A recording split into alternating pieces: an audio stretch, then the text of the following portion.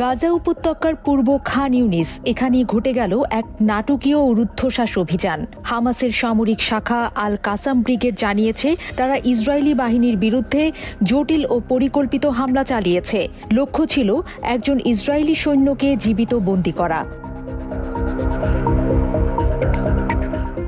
ভোরবেলা আবাসন আল কাবিরা এলাকায় ঘটনার সূত্রপাত। আল কাসাম যোদ্ধারা গোপনে প্রবেশ করে ইসরায়েলি সেনা ও তাদের সামরিক যানবাহনে ঘাঁটিতে। তারপর শুরু হয় দুঃসাহসিক অভিযান। আল ইয়াসিন 105 সিরিজের এন্টি ট্যাঙ্ক রকেট দিয়ে তারা একে একে আঘাত হানে একটি মার্কাভা ট্যাঙ্ক, একটি সাজোয়াজান এবং 2টি খনন যন্ত্রে। হামলার পরপরই শুরু হয় মুখোমুখি সংঘর্ষ।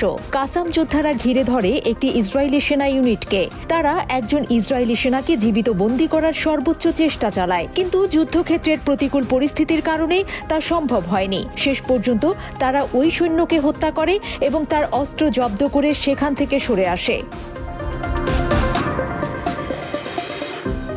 আল জাজিরাকে দেয়া এক সাক্ষাৎকারে এক কাসাম কমান্ডার বলেন, আমাদের যোদ্ধারা এখন প্রতিটি সংঘর্ষের স্থানে লুকিয়ে রয়েছে, যেমন বাঘ তার শিকারের জন্য অপেক্ষা করে। ইসরায়েলি সেনারা প্রতিনিয়ত আমাদের ফাঁদে পড়ছে। তিনি বলেন, এই ধরনের অপারেশন ইসরায়েলি সেনাবাহিনীর অপরাজেয় ভাবমূর্তি ভেঙে দিচ্ছে।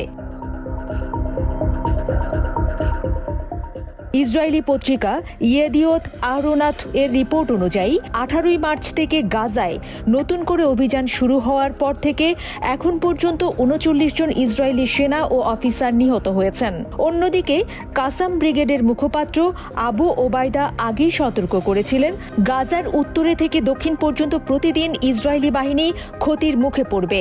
তিনি বলেন, একজন সেনা বন্দী করার সময় খুব কাছাকাছি। তার মতে, ইসরায়েলি প্রধানমন্ত্রী বেনিয়ামিন নেতানিয়াহু, যিনি আন্তর্জাতিক অপরাধ আদালতের রায়ে একজন অভিযুক্ত, গাজা থেকে সেনা না সরিয়ে বড় ভুল করছেন। খান ইউনিসের ঘটনা আবারও প্রমাণ করল, গাজায় প্রতিরোধ যুদ্ধ থেমে নেই। ইসরায়েলি সেনাদের পায়ে পায়ে ফিরছে মৃত্যুদূত।